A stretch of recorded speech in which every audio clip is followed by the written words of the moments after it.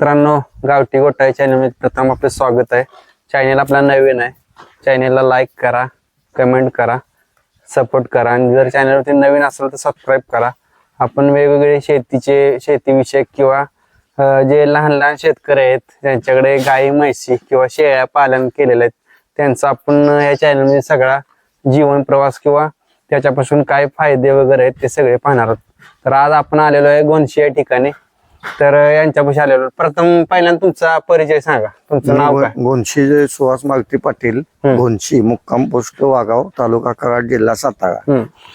आता तुम्ही हा शेतीचा व्यवसाय किती वर्ष झाले तरी करताय? वडिलांचे आहेत शेतीचे. म्हणजे तुमचा वडिलोपार्जितच हा नाद आहे शेतीचा. शेतीचा नाद आहे. तर या आता त्यांचा गोठा पाहूया. तर या खिलारी गायचं आता महत्व काय सांगचाल तुम्ही? आपली देशी गाय हिंदू धर्मात असावी म्हणून ते पहिल्यांदा आम्ही गोठ्यात असतेच गाय. म्हणजे गाय असल्यानंतर चांगला आहे. खिलारी गाय म्हणले की भरभराट आहे. या इकडं ही रेडका आहेत का? हो, रेडका इथे ह्याची दुधाचा दूध पाहिजेच ना. शेती असल्यावर शेतीला शेणखत पाहिजे म्हणून हा व्यवसाय पुढे चालू ठेवलेला आहे. या इकडे दूध पाहिजे. आता ही मस्त काय चालू आहे का? चालू आहे, आता नवीनच आहे. पहिला वयच आहे. पहिला आहे का? पहिला वय. हिची जात कोणती आहे? दुगल मध्ये मूर्ती आहे. दुगल मध्ये मूर्ती काय? दुगल मध्ये. ही किती लिटर पिती तरी? साधारण 5-6 लिटर. लहान असल्यामुळे जरा कवळे आले असल्यामुळे जरा जून व्हायला पाहिजे होते, मग त्याने जास्त दूध दिला. म्हणजे दुसऱ्या देणार. आणि ही साधी आहे याला. ही साधी आली का? साधी. आम्ही आपलं शेणखत जास्त आमच्या शेतीला शेणखत मिळावं म्हणून आमचा हे याला. आता साध्यामध्ये आणि त्याच्यामध्ये काय फरक काय ते काय साध्या ते काय एकच आहे, फक्त त्याच्यात थोडं दूध, हे दूध कमी देते. हे आता ह्या गाईची जात कोणते? ही जर्सी गाय आहे. जर्सी आहे का ही? आता ही शिंग वगैरे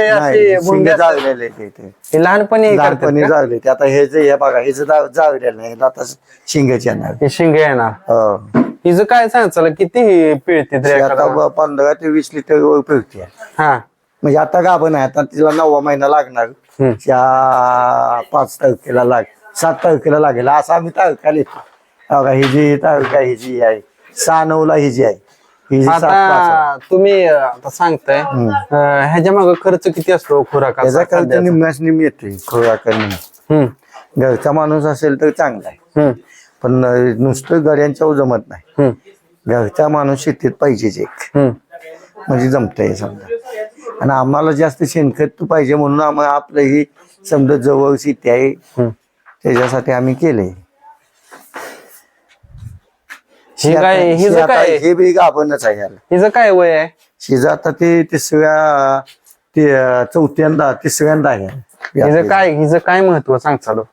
हिचं जर्सी गाय म्हणजे दुधासाठी आपल्याला आहे, बाकी काय नाही. दुधासाठी का? किती पिळते? 15 लिटरच्या आसपास पिळते. 15 ते 20. म्हणजे 2 टायमिंगचं काय? 2 टायमिंगचं. 2 टायमिंगच. अशा लय मोठ्या गाय असल्या का नाही की त्यांची लय देखभाल करायला लागते. हे आपलं शेती बघित हे एवढं आहे. आपण बोलून जरा बसून जरा बोलूया की.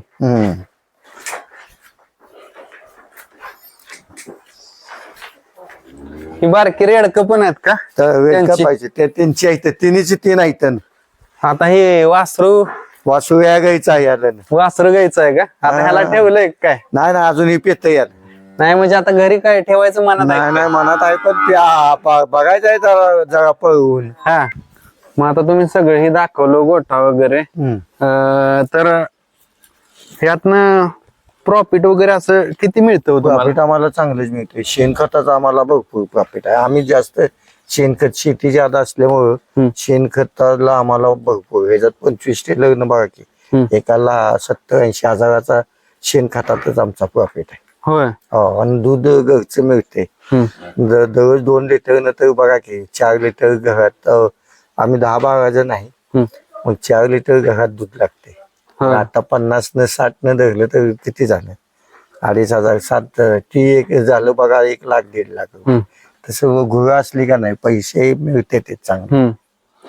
म्हणजे आता तसं शेतीला जोडधंदा म्हणून हे आणि आपल्याला बी शेतीतनं सारखं पैसे मिळत नाहीत तेवढंच महिन्याला ही चलन राहतं म्हणजे हो ताजा खेळता पैसा राहतो असं म्हणायचे तुम्हाला. असं आहे याला.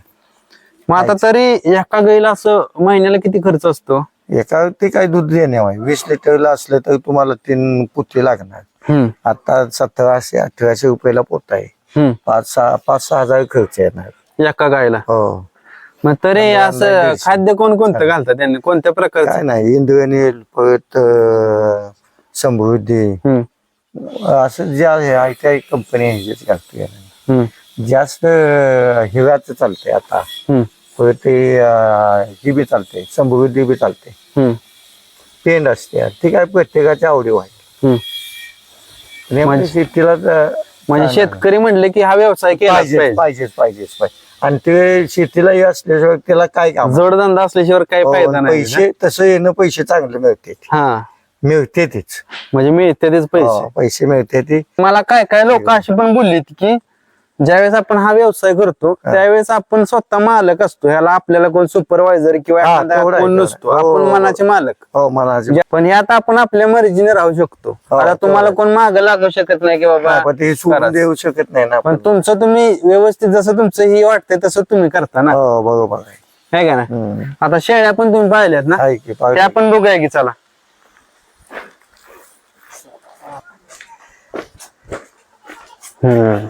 बाबूगावाला आहे की.